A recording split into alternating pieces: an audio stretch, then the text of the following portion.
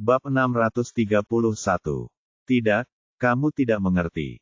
Sepupuku tumbuh dalam kemiskinan. Dia harus bergantung pada beasiswa untuk membiayai sekolahnya. Sante terkekeh. Begitu ya, dia beruntung punya sepupu yang begitu peduli padanya. Suni mengangkat dagunya dengan bangga dan berkata, tentu saja.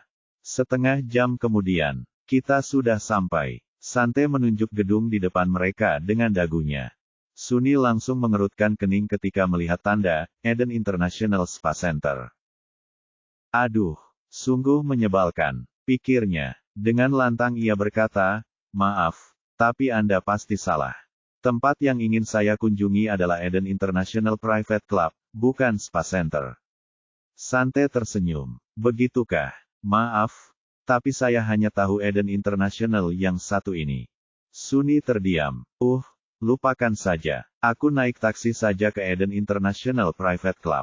Ngomong-ngomong, terima kasih sudah mengantarku. Aku tidak akan menyita waktumu lagi. Ciao, kata Suni sebelum keluar dari mobil. Namun, ia tak bisa melangkah jauh ketika mendengar suara dentuman keras dari belakangnya. Ia secara naluriah menoleh ke belakang dan matanya langsung terbelalak ketika melihat Sante tergeletak di tanah. Ada apa dengannya? Suni menyadarkan diri dari keterkejutannya dan segera berlari untuk membantu Sante berdiri. Hei, Nona, kamu baik-baik saja? Sante tampak kesulitan bernapas. Ia membuka matanya dengan lemah dan berkata, sakit. Aku tidak bisa menemukan obatku. Obat apa? Tanya Suni yang panik. Obat asma saya, jawab Sante dengan agak susah payah. Dia kena asma. Ini serius. Dia bisa mati kalau nggak minum obat. Pikir Suni. Dia tahu betapa seriusnya kondisinya karena dia melihat langsung dampaknya pada teman sekelasnya. Jadi dia cepat-cepat menggendongnya dan berkata, tunggu. Aku akan membawamu ke rumah sakit sekarang. Kamu akan baik-baik saja.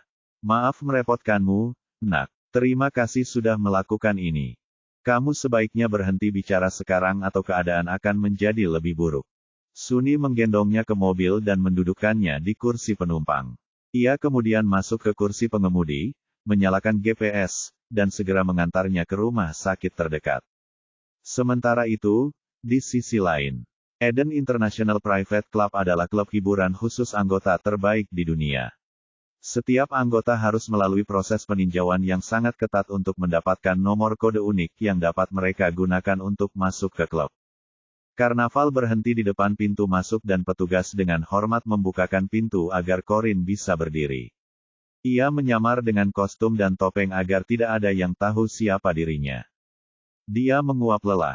Aduh, aku capek banget. Seharusnya aku nggak naik pesawat sepagi ini. Yah, setidaknya aku di sini. Kira-kira Gosler juga ada di sini nggak? Iya. Bab 632. Corin mengikuti petugas masuk ke klub privat itu. Konferensi peretas dunia diadakan di lantai tertinggi gedung itu. Ia naik lift dan memperhatikan betapa ketatnya keamanan di sana. Ini bagus karena tidak ada yang bisa menyelinap masuk atau membocorkan informasi anggota. Setelah tiba di tempat acara, petugas membungkuk dan kembali turun, meninggalkan Corin sendirian. Di dalam gelap, tidak seperti konferensi lainnya. Setiap peserta terdaftar dengan nama peretas mereka agar identitas asli mereka tetap rahasia. Mereka hanya di sana untuk saling mempelajari teknik peretasan terbaru, bukan untuk berteman. Cahaya redup membuat para peserta lebih mudah menyembunyikan apa yang tidak bisa disembunyikan oleh topeng mereka. Misalnya, sorot mata mereka. Suasana di dalam sangat ramai dan ramai. Suasananya lebih mirip pesta topeng daripada konferensi. Hanya saja semua orang mengenakan gaya berpakaian yang sama. Di tengah aula, terdapat sekelompok orang yang mengobrol dan minum bersama, dan di bagian belakang terdapat seorang pria yang memberikan kuliah tentang aspek teknis sistem baru di atas panggung mini. Lihat, kode itu milik kelinci giok. Jadi kelinci giok juga ada di sini. Jade Rabbit akhir-akhir ini tidak banyak bicara. Aku masih ingat bagaimana dia meretas sistem pertahanan nasional era Vale dan mengubah slogan mereka hanya untuk iseng. Wah, itu mengesankan. Corin tersenyum kepada para penggemarnya yang memujanya sebelum berjalan menuju panggung. Ia menemukan kursi kosong dan duduk untuk mendengarkan ceramah yang disampaikan di atas panggung. Namun, ia mendapati dirinya tertidur setelah beberapa saat, jadi ia melihat sekeliling untuk mencari sesuatu yang bisa dilakukan. Semua orang di sekelilingnya mulai berbisik-bisik satu sama lain. Jika kelinci giok ada di sini, apakah itu berarti Gosler juga ada di sini? Yap, dia ada di sini juga. Di mana dia? Kok aku nggak lihat dia? Lihat di sana, dia duduk di dekat jendela setinggi langit-langit di sana. Wow, dia tinggi sekali. Kurasa tingginya lebih dari 180 cm. Ya, lihat kakinya panjang sekali. Tubuhnya sempurna. Aku yakin dia orang yang sangat penting di dunia nyata. Aku penasaran seperti apa dia di balik topeng itu. Aku ingin sekali mengenalnya. Tapi kenapa dia duduk sendirian di sana? Kenapa dia tidak mau datang dan bicara dengan kita? Yah, di puncak itu sepi. Lihat auranya, dingin sekali. Tak akan ada yang berani mendekatinya duluan. Hei, kenapa kau tidak mengajaknya ngobrol? Tidak, aku takut. Percakapan mereka membuat Corin menyadari kehadiran Gosler. Ia menoleh untuk menatapnya. Ya, memang dia. Ia bertemu dengannya beberapa tahun yang lalu di sebuah forum offline dan mereka berdua berbagi pendapat tentang dunia peretasan. Secara kebetulan, mereka memiliki pandangan yang sama dalam banyak hal, tetapi sayangnya, Corin tidak sempat berbincang lama dengan idolanya karena ia juga tidak tinggal lama. Oleh karena itu, ia mengingatkan dirinya sendiri dalam hati untuk memanfaatkan kesempatan langka ini untuk belajar sebanyak mungkin dari Gosler. Setelah meninggalkan ceramah yang membosankan itu, ia berjalan menghampiri Gosler yang sedang menikmati minumannya dengan tenang. Melihatnya berjalan menuju Gosler, para hadirin lain mulai berbisik-bisik dengan penuh semangat. Pertemuan antara dua peretas terbaik di dunia sungguh merupakan pemandangan yang luar biasa. Lama tak jumpa, Gosler. Corin menyapanya dengan suara yang diubah oleh pengubah suara. Tak mungkin ada yang tahu seperti apa suara aslinya. Gosler mendongak. Wajahnya setengah tertutup topeng emas yang dikenakannya, hanya menyisakan dagu dan bibir tipisnya untuk dilihat orang lain. Bab 633.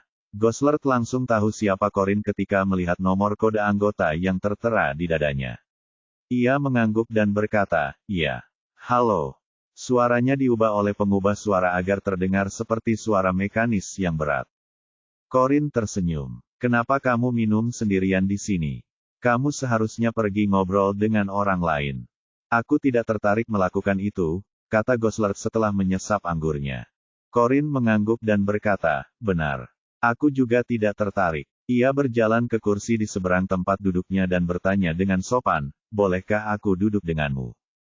Gosler mengangguk dan memberi isyarat anggun dengan tangannya agar dia duduk. "Silakan." Corin menarik kursi dan duduk. "Aku anggap saja begitu, karena dia tidak keberatan bicara denganku karena dia tidak memintaku pergi." Tiba-tiba ia teringat sesuatu. "Gosler, aku ingat kau bilang kau sudah menikah dan istrimu selalu mengawasimu ketat terakhir kali kita online. Itu sebabnya kau tidak yakin bisa bergabung dengan konferensi ini. Jadi aku tidak menyangka akan bertemu denganmu di sini. Bagaimana kau bisa mendapatkan izin dari istrimu?" Gosler yang tadinya duduk dengan lesu, tiba-tiba duduk tegak saat mendengar ucapan wanita itu dan tatapannya menjadi sangat dingin di balik topengnya. Corin merasa ada yang janggal. "Apa aku salah bicara? Aku cuma ngobrol basa-basi," pikirnya sambil mengerutkan kening. Setelah beberapa detik hening, Gosler berkata dengan dingin, "Saya dan istri saya telah bercerai." Dia lalu menghabiskan anggurnya sekaligus dan menutup matanya dengan lelah. "Apa? Cepat sekali," pikir Corin, tapi dengan lantang ia berkata, "Maaf. Aku tidak tahu itu." Dia merasa malu dengan kekeliruan sosialnya dan untuk menunjukkan betapa menyesalnya dia mengambil sebotol anggur di meja dan menuangkan segelas baru untuknya. "Jangan khawatir," kata Gosler dingin. Dia tidak berniat menyalahkannya, tapi lagi-lagi suasana hatinya sedang buruk. Biasanya Corin tidak akan memiliki keinginan untuk mencampuri kehidupan pribadi idolanya, tetapi karena dia sedang diganggu oleh masalah hubungan baru-baru ini, dia tidak dapat menahan diri untuk bertanya entah dari mana. "Apa alasan perceraiannya?" Gosler mengambil gelasnya dan menyesap anggurnya. Lalu ia mengejek dirinya sendiri dan berkata, dia kabur dengan pria lain. Seharusnya ia tidak menanyakan itu. Maaf, seharusnya aku tidak bertanya lebih lanjut. Gosler tampaknya tidak keberatan. Ia menyesap anggurnya lagi dan menatapnya dengan acuh tak acuh. Bagaimana denganmu? Bukankah kau baru saja menikah? Bagaimana kehidupan pernikahanmu? Corin hanya mengangkat bahu dan menertawakan dirinya sendiri. Aku sebenarnya berada dalam situasi yang sama denganmu. Suamiku dan aku juga sudah bercerai. Tatapan Gosler sedikit berubah. Ia menyipitkan mata dan menanyakan pertanyaan yang sama seperti yang ditanyakan istrinya, apa alasan perceraianmu? Akhir-akhir ini, perasaan tidak mengerti wanita mengganggunya sehingga dia ingin mencari tahu apa alasan paling umum seorang wanita meminta cerai. Tommy mengatakan kepadanya bahwa Corin mengira dialah ayah dari anak yang diadopsi Anya dan itulah sebabnya dia meninggalkannya. Namun, Tommy masih tidak habis pikir bagaimana Corin bisa meninggalkannya seolah-olah dia tidak berarti apa-apa baginya. Corin dengan mudah beralih ke pria lain dan bahkan memiliki anak dengannya, menunjukkan tekadnya untuk memulai hidup baru. Kurasa percuma saja menjelaskan diriku padanya sekarang karena aku bukan suaminya lagi. Lagi pula dia memang tidak peduli dengan kebenaran, tapi bagaimana mungkin dia menikah dengan pria lain dalam waktu sesingkat itu? Apa dia tidak punya hati? Pikir Gosler. Corin sama sekali tidak tahu kalau Gosler itu Jeremy, dan dia juga tidak tahu apa yang sedang dipikirkan Jeremy saat itu. Dia hanya menghela napas dan menjawab dengan jujur, aku tahu dia punya anak dengan wanita lain, di luar pernikahan kami. Aku tidak bisa menerima kenyataan itu, jadi aku menceraikannya. Gosler sedikit terkejut. Tiba-tiba ia menatap tajam ke mata Corin dan mendapati bahwa mata itu tampak familiar. Bab 634. Corin tidak mengerti mengapa Gosler tiba-tiba menatapnya seperti itu. Kenapa dia menatapku seperti itu? Apa topengku sampai lepas? Ia secara naluriah menyentuh wajahnya untuk memastikan topengnya masih terpasang. Mata Gosler yang gelap dan dalam tiba-tiba membuat alarm di kepalanya berbunyi. Corin memastikan dirinya menyamar dengan baik sebelum datang ke konferensi. Ia memperhatikan setiap detail kecil, termasuk matanya. Ia mengenakan lensa kontak berwarna biru yang tampak realistis, membuatnya tampak seperti terlahir dengan mata biru. Gosler terus menatapnya cukup lama sebelum mengalihkan pandangannya.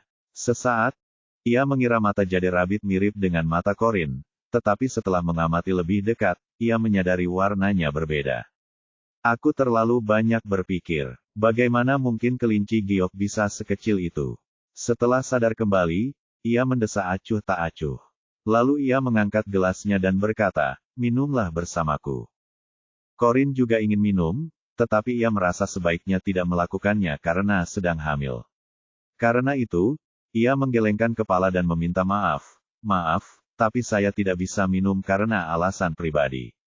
Bolehkah saya minum teh saja? Meskipun suara Corin diubah oleh pengubah suara, Gosler masih bisa tahu bahwa dia berusia awal 20-an. Dia tersenyum untuk menunjukkan bahwa dia mengerti. Tentu saja. Terima kasih. Semoga perceraian kita bahagia, kata Corin sambil tersenyum. Lalu ia mendentingkan gelasnya dengan gelasnya dan meneguk isinya sekaligus. Perceraian yang bahagia. Gosler terkekeh pelan pada dirinya sendiri sebelum menenggak anggur untuk menghilangkan rasa sakitnya. Mereka berdua berada di perahu yang sama. Keduanya diam-diam berhenti membahas masa lalu masing-masing yang menyedihkan dan mengganti topik pembicaraan ke teknologi peretasan. Namun, meskipun Gosler berhasil mengikuti kata-kata Corin, ia tak pernah sekalipun meletakkan gelas anggurnya. Malah, ia menenggak segelas demi segelas anggur, seolah masih bersedih membayangkan mantan istrinya kabur dengan pria lain. Pada saat itu, Corin sedang menghiburnya dengan penemuan terbarunya, sesuatu tentang celah yang ditemukan dalam sistem manajemen atas, ketika dia tiba-tiba menyadari sudah lama sebelum dia menerima pengakuan apapun dari Gosler. Ia mendongak dan melihatnya terkulai di kursinya dengan mata terpejam. Ia berhenti bicara dan dengan ragu-ragu memanggil nama peretasnya, Gosler. Dia tidak menjawabnya dan tidak bergerak sedikit pun. Apakah dia mabuk? Corin tidak bisa memastikannya karena dia masih memakai topeng. Ia bangkit, mendorong tubuh pria itu pelan, dan meneriakkan nama peretasnya lagi. Hasilnya sama saja. Corin mengangkat tangan pria itu yang bersarung tangan, mengangkat lengan bajunya, sedikit membuka sarung tangannya untuk memperlihatkan pergelangan tangannya, lalu menempelkan jarinya pada denyut nadinya. Dengan sedikit pengetahuan medis yang dimilikinya, ia segera memastikan Gosler baik-baik saja, meskipun sedikit mabuk. Dia menatap botol anggur dan botol whisky kosong di atas meja dan mengerutkan kening. Pantas saja dia mabuk. Dia mencampur alkoholnya. Dia pasti sangat sedih karena istrinya yang selingkuh lengah di sini. Apa dia tidak takut ada yang tahu siapa dia? Apa aneh kalau aku menganggapnya agak manis? Maksudku, dia peretas paling berbakat di sini, tapi dia bahkan tidak bisa menyelesaikan masalah hubungannya. Pertanyaannya, apa yang harus kulakukan sekarang? Karena Gosler sedang tidak ada dalam penghitungan, Corin tidak bisa bertanya apakah dia datang bersama orang lain yang bisa membawanya pulang. Dia berdiri di sana menunggu sebentar untuk melihat apakah ada yang akan datang dan menjemputnya, tetapi tidak ada yang melakukannya. Ia bingung harus berbuat apa. Ia memang tidak cukup dekat dengan Gosler untuk tahu di mana ia tinggal, tetapi lagi pula, ia tidak bisa meninggalkannya begitu saja. Bagaimana jika seseorang datang untuk melepas topengnya dan mengetahui siapa dia? Itu sama saja dengan membiarkannya mati karena kepalanya dihargai mahal. Bab 635. Corin memuja Gosler sejak kecil. Hal ini, ditambah rasa simpatinya terhadap Gosler sebagai rekan seperjuangan, membuatnya mustahil meninggalkannya begitu saja. Namun, ia tidak tahu bagaimana caranya membawa pria mabuk dan berbadan besar itu keluar dari tempat tersebut. Setelah menarik napas dalam-dalam, ia mulai bekerja. Ia merangkul bahunya dan perlahan menyeret tubuh pria itu keluar dari kelab. Bisik-bisik mengikutinya, tetapi ia tak peduli dengan apa yang dikatakan orang lain tentang dirinya dan Gosler. Corin kelelahan setelah akhirnya berhasil membawa Gosler ke tempat parkir. Pengemudinya turun dari mobil untuk membantunya, dan butuh dua upaya gabungan mereka untuk mendorong pria setinggi 190 cm itu ke dalam mobil. Setelah masuk ke dalam mobil, pengemudi itu berbalik dan bertanya dengan hormat, "Nona Corin, kemana Anda ingin pergi sekarang?" Corin terengah-engah saat itu. Ia menoleh ke arah pria yang sedang tidur di sampingnya dan berkata dengan pasrah, "Sante sudah memesankan kamar hotel untukku, kan? Ayo kita ke sana dulu." "Ya, Nona Corin. Di hotel bintang 5 paling terkenal di kota Kanton." Sopir membantu Corin menggendong Gosler ke dalam lift, lalu ke kamarnya, dan akhirnya ke tempat tidurnya.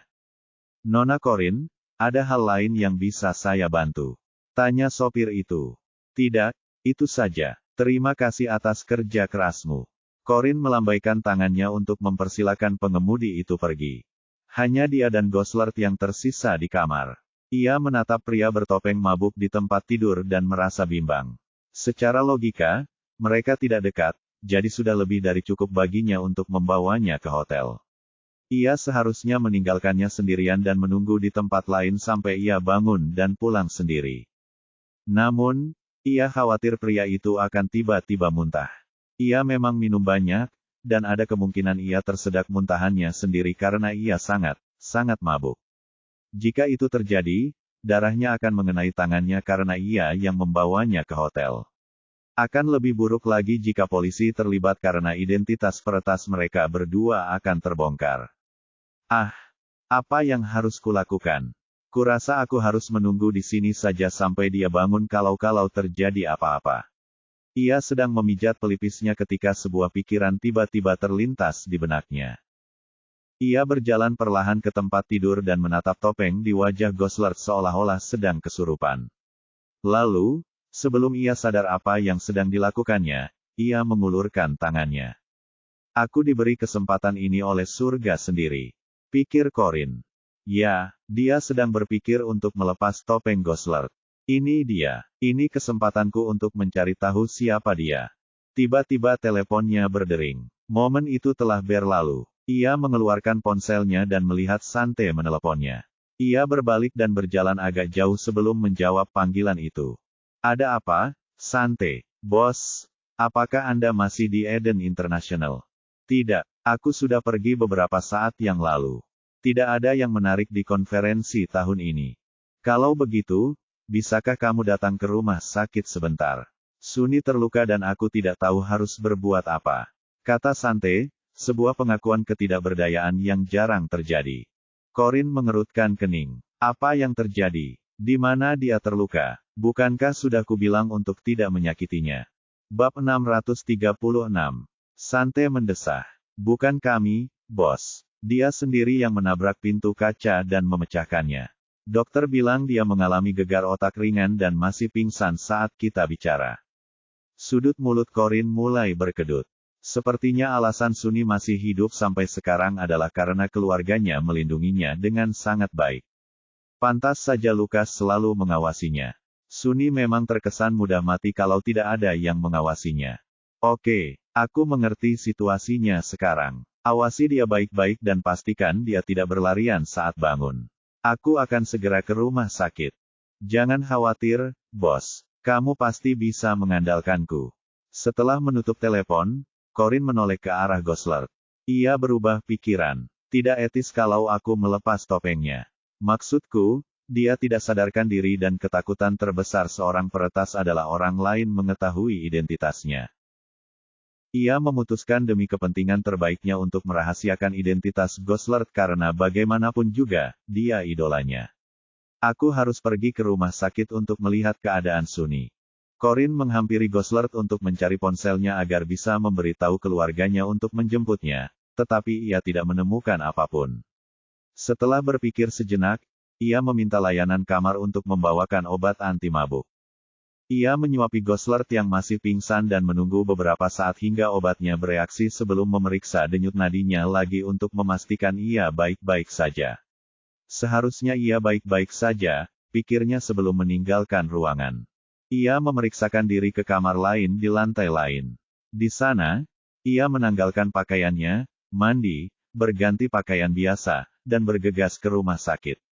Sambil menunggu lift mencapai lantainya, ia memeriksa ponselnya untuk mencari alamat rumah sakit yang dikirim Sante dan mendapati alamatnya tidak terlalu jauh. Ding! Pintu lift terbuka dan Corin melihat Lukas dan Edmund berdiri saling membelakangi di dalam lift. Lukas langsung mengerutkan kening karena tidak senang ketika melihat Corin berdiri di luar pintu lift. Corin pun terkejut melihatnya di sana. Ia tersenyum dan mengangguk sopan. Senang bertemu Anda di sini, Tuan Lukas. Ia kemudian masuk ke dalam lift, berdiri santai di samping, dan menekan tombol tutup. Pintu lift perlahan menutup, menjebak mereka di dalam. Mereka tak bisa mengabaikan keberadaan satu sama lain di ruangan sesempit itu, tetapi Corin tak peduli sambil menyibukkan diri membalas pesan Sante. Lukas menyipitkan mata dan menatap profil sampingnya yang acuh tak acuh. Nona Corin, bisakah Anda memberitahu saya apa tujuan utama Anda di sini? Corin sedikit terkejut dengan pertanyaan mendadak itu. Ia mengangkat alisnya dan menatapnya dengan heran. Apa maksudmu tujuan utamaku? Ia berhenti bekerja sejak Lukas melarangnya di hari ulang tahun Edgar.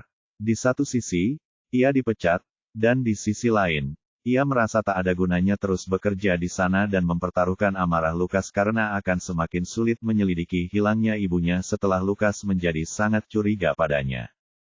Selain itu, ia punya rencana cadangan, yaitu menyelidiki keluarga Loveless. Namun, karena suasana hatinya sedang buruk akhir-akhir ini, ia tidak punya waktu untuk mengunjungi Edgar dan Gertrude. Artinya, ia tidak membuat kemajuan apapun dalam mengungkap kebenaran tentang hilangnya ibunya. Jangan pura-pura tidak tahu apa yang kubicarakan ketika kaulah yang merencanakan pertemuan palsu denganku di hotel ini, kata Lukas sambil tersenyum mengejek. Corin mengerutkan kening dan menatap Lukas dengan sedikit ketidakpercayaan di wajahnya. Kau terlalu banyak berpikir, Tuan Lukas. Kebetulan aku juga menginap di hotel ini. Kebetulan sekali, ya, Lukas terkekeh datar. Mana mungkin aku sebodoh itu percaya kalau kita cuma kebetulan bertemu di kota lain. Bab 637. Lukas merasa sangat curiga bahwa seorang wanita muda yang berasal dari latar belakang miskin dan baru saja lulus akan memiliki uang untuk menginap di hotel bintang 5. Sudut bibir Corin mulai berkedut. Tuan Lukas, tolong jangan bilang kau pikir aku naksir padamu. Tidak masalah apakah kamu menyukaiku atau tidak, Tapi izinkan aku memperingatkanmu, lebih baik kamu tidak melakukan apapun yang tidak seharusnya kamu lakukan, atau kalau tidak, semuanya akan berakhir sangat buruk untukmu, kata Lukas sambil tersenyum mengancam. Corin tersenyum dan mengangkat bahu. Aku tidak merencanakan apapun jika itu yang kau maksud, dan jika kau tidak percaya padaku, ya, itu bukan urusanku. Tepat pada saat itu, pintu lift terbuka lagi dan sekitar selusin orang menyerbu masuk. Kebanyakan dari mereka sedang memegang laptop, sementara beberapa lainnya tertawa dan mengobrol.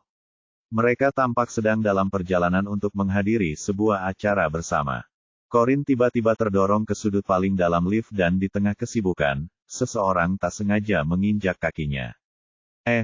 Permisi, tapi bisakah kamu pindahkan kakimu? Kamu menginjakku. Pria yang menginjak kakinya bukan bagian dari rombongan pengunjung acara. Suasana hatinya sedang buruk karena lift yang penuh sesak, jadi ia berbalik dan menatap Corin dengan tidak sabar. Namun, matanya melebar karena terkejut begitu ia melihat wajahnya. Ia kemudian dengan cepat menyingkirkan kakinya dan berkata sambil tersenyum, "Maaf soal itu, cantik. Aku tidak melihat kakimu di sana. Kuharap aku tidak melihatnya. Menyakitimu." Corin menggelengkan kepalanya. "Aku baik-baik saja." Pria itu mendekat dan mulai menggodanya. "Ngomong-ngomong, kamu sendirian." Corin menyadari tatapan mesum pria itu dan langsung memutuskan untuk mengabaikannya.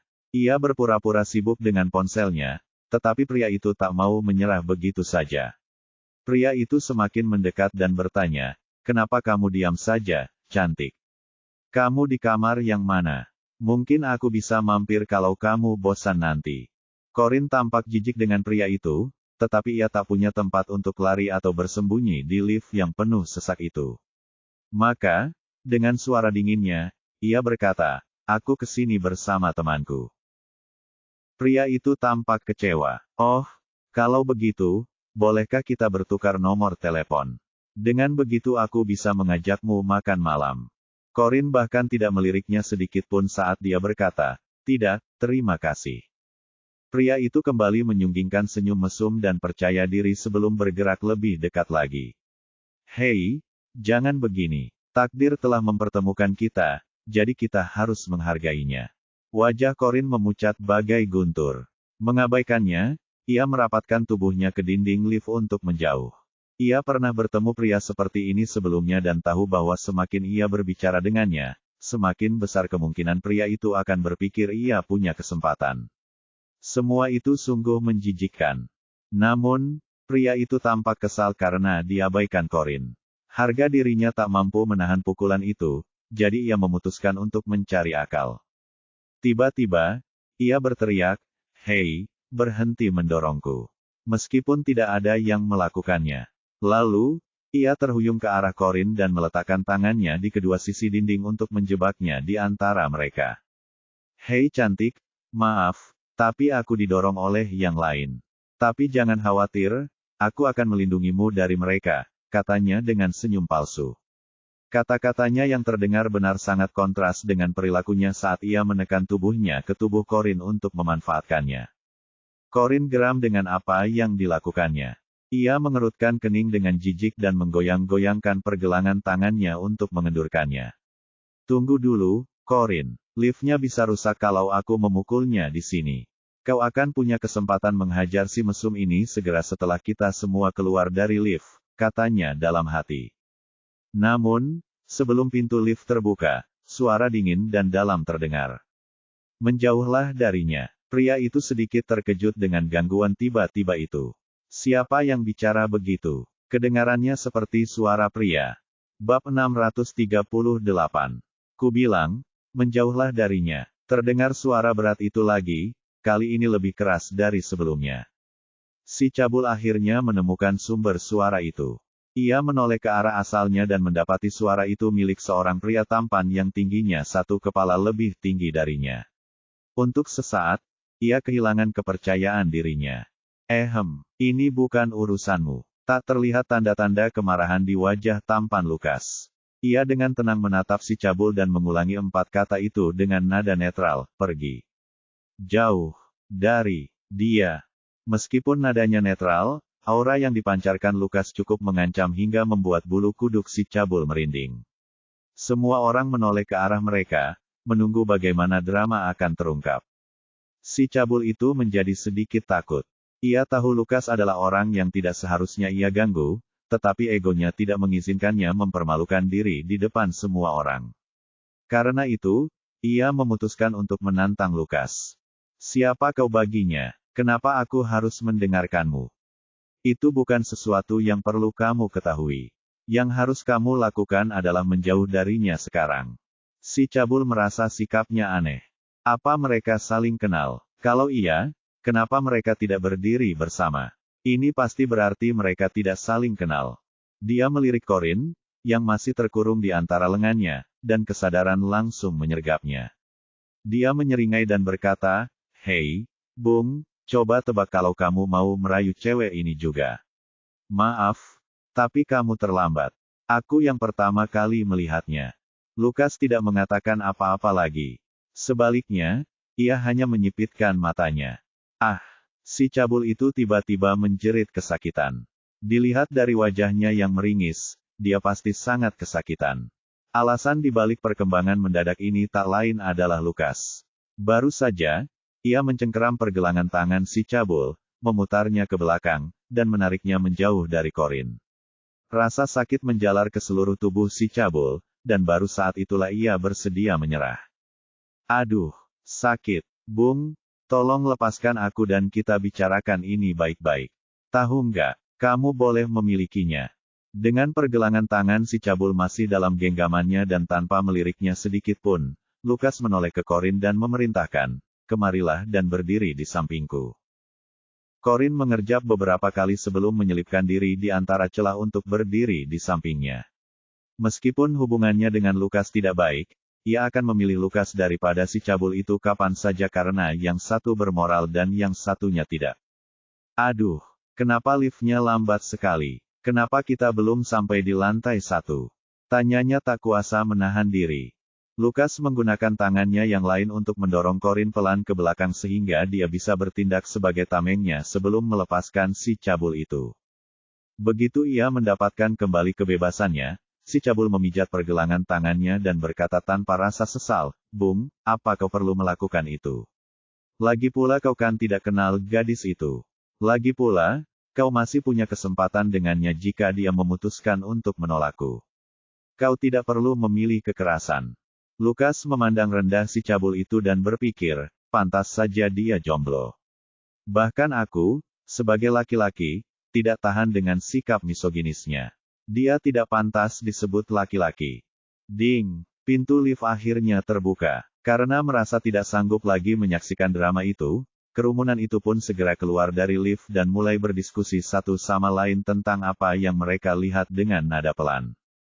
Si cabul itu hendak keluar dari lift juga, tetapi ketika ia teringat bagaimana ia dipermalukan beberapa saat sebelumnya, ia menahan diri. Sebelum pergi, ia memelototi Corin dan meludahinya. "Bah, ini semua salahmu, dasar wanita murahan tak berguna. Aku bahkan tak mau tidur denganmu, sekalipun ada yang membayarku untuk itu."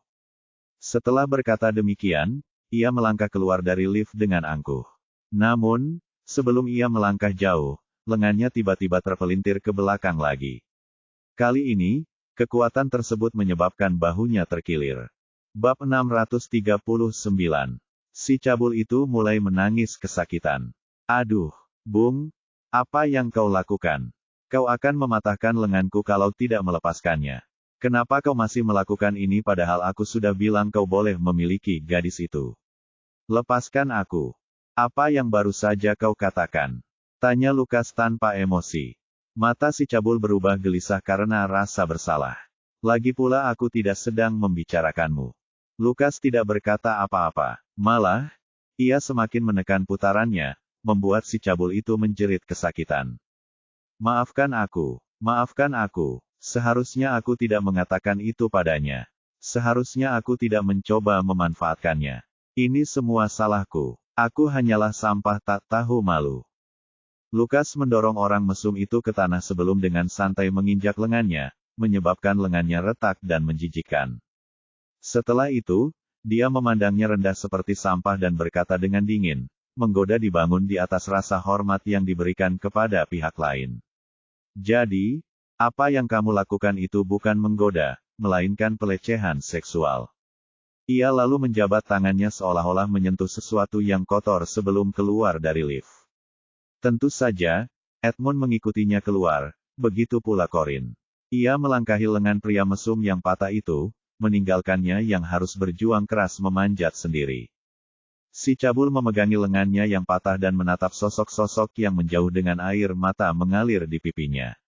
Pada akhirnya, rasa percaya dirinya yang sebelumnya tergantikan oleh rasa malu. Corin berlari cepat ke arah Lukas di lobi hotel dan berkata dengan sopan, "Terima kasih telah menyelamatkanku dari orang mesum itu, Tuan Lukas." Lukas meliriknya dengan dingin dan berkata, "Aku tidak melakukannya untukmu, Nona Corin. Aku hanya berpikir aku harus menyingkirkan bajingan itu demi kebaikan masyarakat." Corin tidak terkejut dengan reaksinya. Ia mengangguk sekali dan berkata, "Aku tahu kau tidak melakukannya untukku, tapi kau tetap menyelamatkanku, jadi terima kasih." Lukas sebenarnya tidak perlu melakukan apapun sejak awal karena Corin sudah siap menghajar si cabul itu sendiri begitu pintu lift terbuka. Namun, Lukas berhasil menyelamatkan Corin dari repot-repot mengotori tangannya sendiri. Ia berterima kasih kepadanya atas pertimbangan etis. Tindakannya itu sudah sepantasnya karena ia telah menolongnya. Lagi pula, ia ingin menjadi teladan yang baik bagi bayi yang dikandungnya. Lukas menatapnya dengan penuh selidik dan bertanya, "Apa yang kamu lakukan di kota Kanton?" Corin, tentu saja, tidak mau memberitahunya bahwa dia datang untuk konferensi peretas dunia, jadi dia hanya tersenyum dan mengatakan setengah kebenaran yang berdasarkan rencana perjalanannya yang sebenarnya. "Seorang teman saya baru-baru ini dirawat di rumah sakit di sini, jadi saya datang untuk menjenguknya. Saya sedang terburu-buru, jadi maafkan saya karena harus bertindak lebih dulu. Sampai jumpa, Tuan Lukas." Corin berlari kecil dan naik taksi. Melihat ini, Lukas menyipitkan mata curiga dan berpikir, kuharap dia mengatakan yang sebenarnya. Sebaiknya dia tidak merencanakan sesuatu. Setelah Corin naik taksi, Edmund menghampiri Lukas dan bertanya dengan cemas, "Tuan Lukas, apa lenganmu baik-baik saja? Sepertinya kau sama sekali tidak bisa menahan diri untuk menghadapi si mesum itu." Lengan Lukas masih belum pulih sepenuhnya setelah bertengkar dengan Jeremy.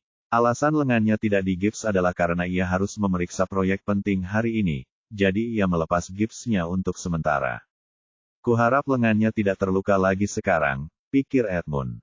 "Aku baik-baik saja," jawab Lukas acuh tak acuh. Ia mengayunkan lengannya, lalu tiba-tiba mengerutkan kening kesakitan. "Oke, masih sakit. Kenapa aku ikut campur urusan wanita itu?" Seolah-olah ia tak tega melihat wanita itu diganggu siapapun. Bab 640. Corin tiba di rumah sakit. Sunny dirawat di bangsal hunian tunggal termahal. Ia tak sadarkan diri di tempat tidur dengan perban melilit dahinya. Alisnya berkerut erat seolah-olah ia sedang bermimpi buruk. Corin menatap Sunny yang bodoh itu dengan alis terangkat. Kenapa dia belum bangun? Sante memijat alisnya dan mendesah. Dokter bilang benturannya sangat kuat, jadi mungkin butuh waktu lama untuk sadar. Corin mengerutkan kening. Bagaimana mungkin anak sebesar dia menabrak pintu kaca di siang bolong? Sante juga dibuat terdiam oleh kebodohan Sunny. "Ingat waktu kamu minta aku memastikan dia nggak ikut konferensi peretas dunia? Yah, aku pura-pura sakit buat ngalihin perhatiannya, dan berhasil karena dia yang bawa aku ke rumah sakit ini. Namun, ketika dia pergi ke apotek untuk mengambilkan saya obat, dia begitu terburu-buru sehingga tidak melihat pintu kaca yang bersih di depannya, sehingga dia menabraknya. Pintu kaca itu langsung pecah berkeping-keping, dan dokter berkata dengan benturan seperti itu, dia beruntung karena tidak mengalami patah tulang." Corin terdiam dan sudut mulutnya terus berkedut. Ia tak tahu harus berkata apa. Sunny memang anak yang baik hati, meskipun terkadang ia bisa arogan dan pemarah, tetapi hatinya benar-benar baik. Kalau tidak, ia tak akan sekhawatir ini hanya karena seorang perempuan yang baru saja ditemuinya menabrak pintu kaca. Itulah juga alasan mengapa Corin tidak pernah benar-benar membenci Lukas karena telah menyulitkannya, karena ia tahu Lukas hanya berusaha melindungi Anya. Namun, Lukas berbeda cerita. Ia membencinya sepenuh hati. Sante menyalahkan dirinya sendiri atas apa yang terjadi pada Sunny. Maaf, bos. Ini semua salahku. Seharusnya aku mengawasinya. Corin menoleh ke Sante dan meletakkan tangannya di wajahnya. Tidak, ini bukan salahmu. Aku tahu betapa cerobohnya dia, jadi dia hanya bisa menyalahkan dirinya sendiri. Jadi jangan khawatir, oke? Serahkan sisanya padaku dan lanjutkan harimu sekarang. Sante tersenyum. Tatapan matanya menunjukkan bahwa ia menghormati Corin sebagai seseorang yang bisa diandalkan. Ia masih harus kembali ke perusahaan untuk bekerja, jadi ia mengangguk dan berkata, oke. Aku akan bergerak dulu. Aku akan menjemputmu malam ini dan kita bisa kembali ke hotel bersama. Jangan lupa kita akan terbang pagi-pagi ke ibu kota baru besok. Baiklah, kata Corin, lalu dia melihat Sante pergi dengan matanya. Hanya ada dirinya dan Sunny yang masih tak sadarkan diri di bangsal. Ia menarik kursi ke samping tempat tidur dan duduk di atasnya. Sesekali, ia mengalihkan pandangan dari ponselnya untuk memeriksa Sunny. Gosler seharusnya sudah bangun sekarang. Mungkin dia sudah keluar dari kamar hotel. Semoga semuanya baik-baik saja, pikirnya. Beberapa jam berlalu tanpa terjadi apa-apa ketika tiba-tiba Sunny dengan lemah memanggil nama saudara perempuannya. Anya. Corin, yang sebelumnya sedang berbicara di telepon, mengangkat alisnya dan berbalik menatapnya. Anya. Mata Sunny masih terpejam, namun dia terus mengulang nama Anya berulang-ulang sambil mengerutkan kening. Corin mengulurkan tangannya dan menepuk wajahnya, tidak terlalu lembut. Bangun, kakakmu di rumah menunggumu. Sunny tidak terbangun. Malahan, kerutan di dahinya semakin dalam, seolah mimpi buruknya baru saja memburuk. Tiba-tiba ia meraih tangan Corin dan berkata, jangan pergi, Anya.